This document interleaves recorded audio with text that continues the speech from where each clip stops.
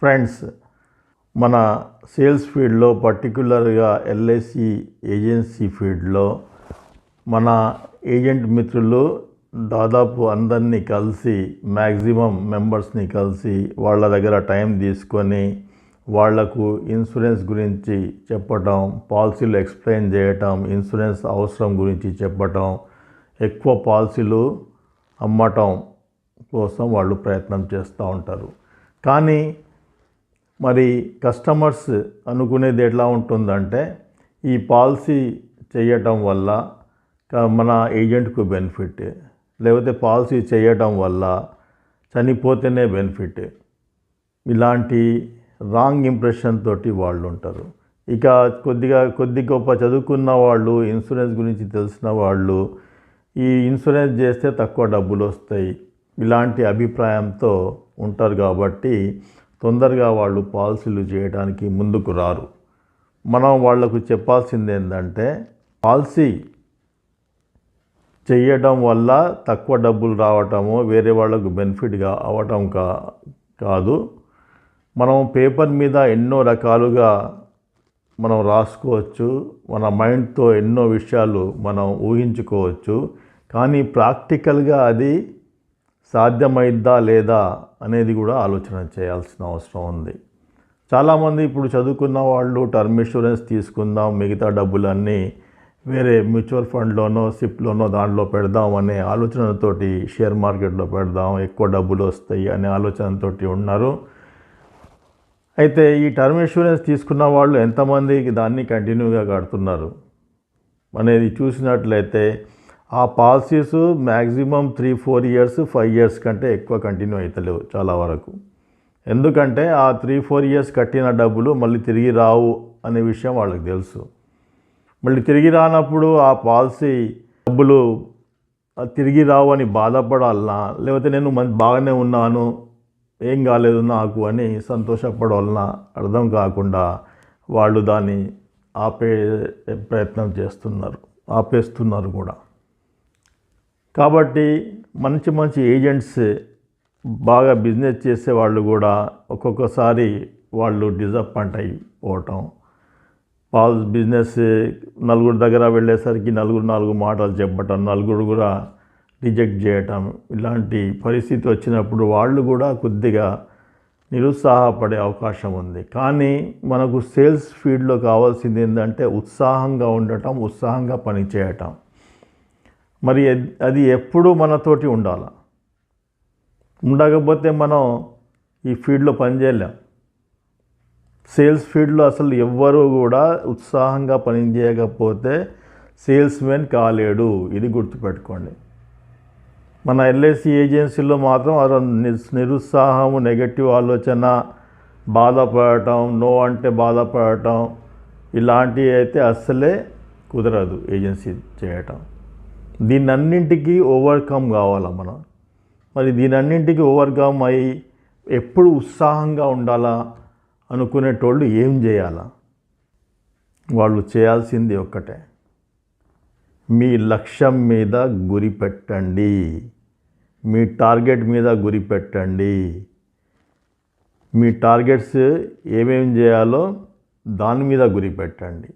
నాకు ఈ టార్గెట్ చేయటం వల్ల నాకు ఏం బెనిఫిట్ అవుతుంది, ఈ టార్గెట్ చేయటం వల్ల నాకు ఒక కొత్త వెహికల్ తీసుకోవటమా, లేకపోతే ఒక ఇల్లు కట్టుకోవటమా, లేకపోతే ఫైనాన్షియల్గా నలుగురిలో మంచి ఫైనాన్షియల్ పొజిషన్కి చేరుకోవడమా, కార్ తీసుకోవటమా, పెద్ద కార్ తీసుకోవటమా, ఇలాంటి ఎన్నో బెనిఫిట్స్ మనకు ఉంటాయి మనం అనుకున్న టార్గెట్ రీచ్ అయితే.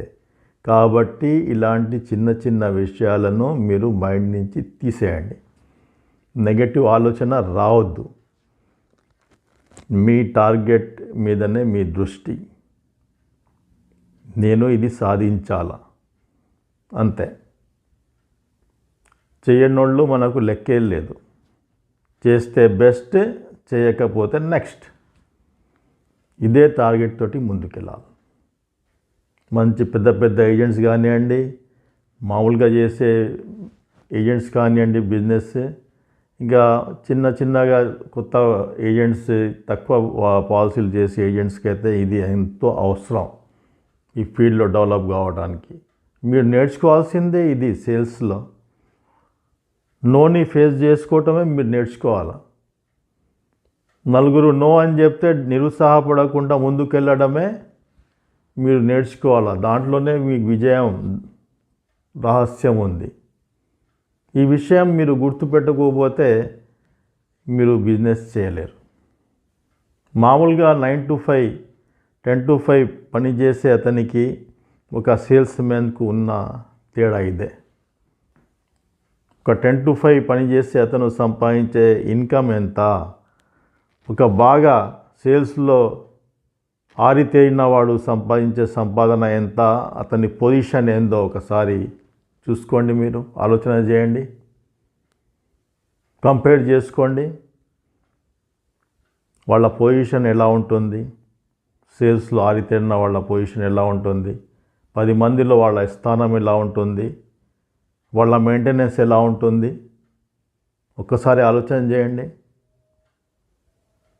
ఇవి అన్నీ కొంతమంది నో అనగానే నిరుత్సాహపడి ఇది చేయటం అనేది సేల్స్లో పనికి రాదు. ఇది మాత్రం పెట్టుకొని మన టార్గెట్ మీద దృష్టి పెట్టండి. మీరు ఎప్పుడు ఉత్సాహంగా పనిచేస్తారు. ఇక రెండో విషయం, ఎప్పుడు మీకు ఎంకరేజ్ చేసే వాళ్ళతో మీరు ఉండండి. ఈ ప్రపంచంలో ఎంకరేజ్ చేసే వాళ్ళు చాలా తక్కువ మంది ఉంటారు ఫ్రెండ్స్. మీరు బాధలో ఉంటే వచ్చి ఓదార్చేటోళ్ళు చాలామంది ఉంటారు, కానీ మీరు ఏదైనా విజయం సాధిస్తూ ఉంటే చూసి ఓర్చుకునేటోళ్ళు అసలు దొరకటం కష్టం ఈ రోజుల్లో. ఇంక్లూడింగ్ మన దగ్గరి బంధువులు, ఇంక్లూడింగ్ బ్లడ్ రిలేషన్స్. అలా తయారైంది సమాజం. కాబట్టి మీరు మంచి వాళ్ళని మీ ఫ్రెండ్స్గా మార్చుకోండి. మంచి వాళ్ళతోటి ఫ్రెండ్షిప్ చెయ్యండి. ఒక నీటి బిందువు ఆకాశం నుంచి కింద పడినప్పుడు అది బురదలో పడితే బురద పాలవుతుంది. అదే గవ్వలు అంటారు కదా, గవ్వల మీద పడితే అది ముత్యంగా మారిపోతుంది. మీ ఫ్రెండ్షిప్ గవ్వలతోటి ముత్యంలాగా మీరు మారేటట్టుగా మీరు ఫ్రెండ్షిప్ అలాంటి వాళ్ళతో చేయాల్సిన అవసరం ఉంది. వెతకండి. అలాంటి వాళ్ళు తక్కువ ఉంటారు, కానీ అసలే లేరు అని కాదు, తక్కువ ఉంటారు, వాళ్ళు కూడా దొరుకుతారు. అలాంటి వాళ్ళతోటి మీరు ఫ్రెండ్షిప్ చేయండి. ఎవరున్నారు, మీ వెల్ విషర్స్ ఎవరున్నారు, మిమ్మల్ని ఎప్పుడు ఎంకరేజ్ చేసేవాళ్ళు ఎవరున్నారు, మీ దగ్గరి బంధువుల దగ్గర నుంచి బయట వాళ్ళ వరకు అందరినీ మీరు ఒకసారి ఆత్మపరిశీలన చేసుకోండి. నన్ను ఎంకరేజ్ చేసేటోడు ఎవడు, వాళ్ళతోటి మీ ఫ్రెండ్షిప్ చేయండి. అది మీరు నిరుత్సాహపడకుండా మిమ్మల్ని కాపాడుతుంది. ఈ రెండు విషయాలు గుర్తుపెట్టుకొని మరి ఎల్ఐసిలో బ్రహ్మాండమైన బిజినెస్ ఉంది. ఇంతకుముందు ఉన్నది, ఇప్పుడు ఉంది, ముందు కూడా ఉంటుంది. ఎల్ఐసిలో బ్రహ్మాండమైన భవిష్యత్తు ఎప్పటికీ ఉంటుంది కష్టపడి పనిచేసిన వాళ్లకు. కాబట్టి ఫ్రెండ్స్, మీరు ఒక ఉన్నత స్థానానికి చేరుకోవాలని మనస్ఫూర్తిగా కోరుకుంటూ, all the best friends. God bless you.